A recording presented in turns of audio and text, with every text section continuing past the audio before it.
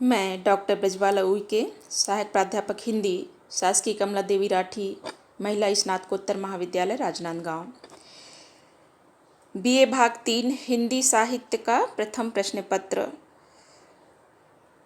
एक किस्म के नियाव। यह है छत्तीसगढ़ी कवि विनय कुमार पाठक जी का। तो एक किस्म का नियाव, आज हम इस पर चर्चा करेंगे बच्चों। आइए, ये मैं पहले इस पद्य का वाचन करूंगी। पद्य क्रमांक पहला है एक किस्म के नियाव, इसका शीर्षक है। ये विनय कुमार पाठक जी की कविता है। जनपदीय भाषा साहित्य प्रथम प्रश्न पत्र इस किताब का नाम है।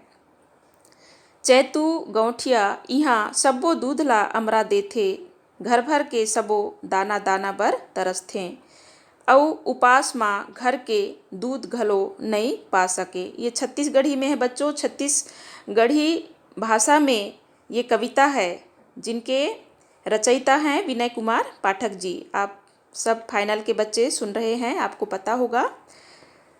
प्रस्तुत पद्यांश हमारे पाठ्यक्रम में छत्तीसगढ़ी कविता एक किस्म के नियाव से उद्घृत है। इस कविता के कवि छत्तीसगढ़ी के प्रतिष्ठित रचनाकार श्री विनय कुमार पाठक हैं। प्रस्तुत पद्यांश में कवि ने समाज में व्याप्त आर्थिक विषमता और विडंबना का मार्मिक चित्रण किया है। कवि श्रमिक वर्ग के जीवन की विडंबना का मार्मिक चित्रण करते हुए कहता है कि श्रमिक मेहनत तो भरपूर करता है, किंतु उसका प्रतिफल उसे नहीं मिल पाता। वह उच्च वर्ग के शोषण का शिकार होता है, पैसा वाला विलासिता का जीवन जीता है और मेहनतकश गरीब को भरपेट भोजन भी नसीब नहीं हो पाता। कवि कहते हैं कि यह विडंबना ही है कि चैतू नामक ग्वाला गांव के सामंत के घर सारा दूध दे आता है। उसके घर में फाके की नौबत है।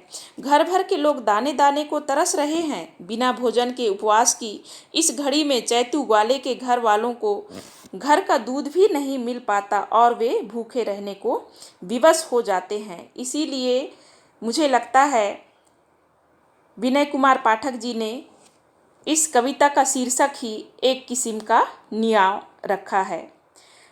मतलब थोड़ा सा गौर कीजिए, सोचकर देखिए कि जिस चैतू गौठिया जो ग्वाला है, अपने नन्हे नन्हे बच्चों के लिए भी वो थोड़ा भी दूध नहीं बचा पाता। अगर वो दूध बचाएगा तो वो 2 वक्त की रोटी नहीं जुटा पाएगा अपने परिवार के लिए, अपने बच्चों के लिए।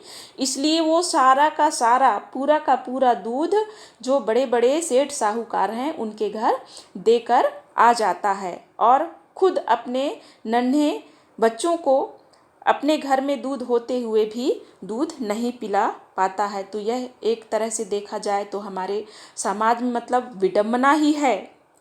यहाँ पर आर्थिक विषमता और शोषण का मार्मिक चित्रण कवि ने किया है। अगला पद्य क्रमांक है जेठू महाजन इहाँ सूत के ओढ़ना बनाए के दे आथे, घर भर के सब्बो चेंदरी बर लुलवाथे, इज्जत ढके बर जुन्ना कपड़ा घलो नहीं पा सके। प्रस्तुत पद्यांश में कवि विनय कुमार पाठक ने मेहनतकश मजदूर के जीवन की आर्थिक विषमता का मार्मिक चित्रण प्रस्तुत किया है। मेहनतकश कारीगर की दशा का चित्रण करते हुए कवि लिखते हैं कि कारीगर मेहनत तो करता है, किंतु उसका जीवन सर्वथा अभावों के बीच गुजरता है। वे लिखते हैं कि जेठू नामक वस्त्रकार सूती चादर तो बनाता है, किंतु वह तो उसे महाजन के यहाँ दे आता है। उसके घर की दशा यह है कि घर के सभी सदस्य चिथड़ों के लिए तरस रहे हैं। उसके घर के लोगों को इज्जत ढांकने के लिए पुराना कपड़ा तक नहीं मिल पाता। इस प्रकार की विसंगति उसके जीवन में व्याप्त रहता है। हम ज़्यादा दूर ना जाएं, जो मजदूर वर्ग है, बड़ी बड़ी इमारतें, बड़े बड़े भवन बनाते हैं, उनके अपने रहने के लिए कोई छत्र छाया तक नहीं होता है। मतलब ये हमारे समाज की एक तरह से देखा जाए तो विडंबना ही कहा जाएगा। जो विशाल इमारत बनाने वाला जो मजदूर होता है, उसका अपना एक झोपड़ी भी नहीं होता है, वो कहीं भी ऐसे सो जाता है, खुले आसमान के नीचे सो जाता है। उसका अपना एक झोपड़ी भी, घास फूस का झोपड़ी भी वो अपने लिए नहीं बना पाता है। ये उसकी व्यवस्था है। तो जो ये जो असमानता है समाज में, अमीरी और गरीबी के बीच की जो खाई है, तो यहाँ पर कवि इसे दिखाना चाहते हैं अपनी इस कविता के माध्यम से। अगला पद्यांश है इनका, बैसाखू जेठ यहाँ जाके जांगर पेट के महल अटारी बनाथे, घर भर के सब्बो छाँव भर कलप थे, फिर माटी के बेटा माटी के घर कुटिया नहीं बना सके। वही जो अभी अभी मैं बता रही थी। मजदूर की दीनहीन दशा का वर्णन। मजदूर जेठ की ये सेठ जी हैं, ये मजदूर सेठ की महल अटारी तो बना देता है, लेकिन उसका परिवार छाया के लिए तरसता रहता है। विपरीतता यह है कि माटी पुत्र होकर भी मिट्टी का कुटीर निर्मित नहीं कर पाता। एक मिट्टी का घास फूस का ऊपर छाया हुआ वो झोपड़ा भी अपने लिए नहीं बना पाता है, और दूसरों के लिए महल अटारी, बड़ी बड़ी इमारतें, बड़े बड़े भवन वो तैयार करता है। तो इसी विषमता को दिखाने का कवि ने इन पंक्तियों के माध्यम से प्रयास किया है, और इनकी ये पंक्तियाँ, यह पद्यांश छत्तीसगढ़ी भाषा में है। ये मैं आपको बार बार बता रही हूँ, यह छत्तीसगढ़ी भाषा में इन्होंने जो पद्यांश रचना है इनका है। यहाँ पर लोगों की भावनाओं का यथातथ्य वर्णन किया गया है, यथार्थ चित्रण भी किया गया है। अगर आप देखेंगे, इस चीज़ को महसूस करेंगे, तो ये बिल्कुल सही बात है। अगला इनका जो पद्य क्रमांक है, पुसऊ गाँव माँ विष्णु भगवान के मंदिर बना थे, घर भर के सब्बो भगवान के दर्शन और प्रसाद बर औ तो औ वो हर मंदिर के डेहरी नहीं जग सके।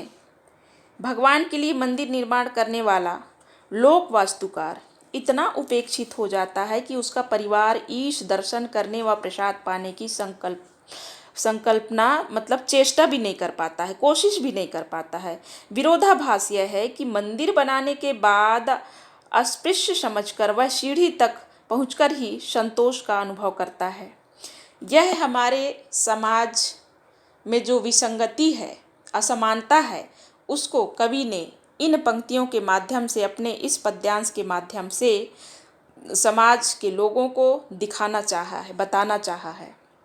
सामाजिक विसंगति को कवि ने यहाँ पर चित्रित किया है।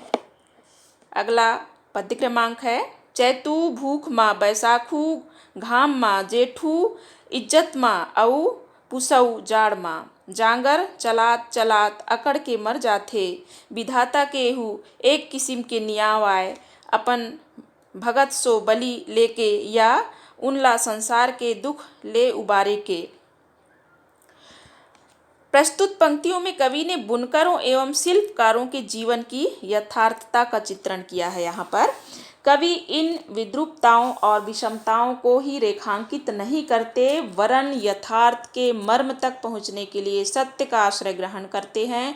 वे कहते हैं कि यदि भूख, इज्जत और प्रकृति प्रकोप के कारण श्रमिकों, मजदूरों व लोक व कलाकारों की असामयिक मृत्यु हो जाती है, तो यह ईश्वर का उनके दुखों के त्रास की लीला अथवा उनकी साधना और त्याग की बलि वेदी पर चढ़ जाने का संयोजन कहा जा सकता है। कवि यहाँ भाग्यवादी व परंपरावादी समाज पर कटाक्ष ही नहीं करते, अपितु उस समाज के सत्ताधीशों पर प्रहार करते हैं जो श्रमिकों के बल पर ऐश्वर्यमय जीवन जीते हैं, लेकिन उनकी मूलभूत सुविधा जुटाने के योग्य उन्हें बनने ही नहीं देते। इस प्रकार कवि ने यहाँ श्रमिकों की दयनीय स्थिति का मार्मिक चित्रण बड़ी ही सहजता से प्रस्तुत किया है।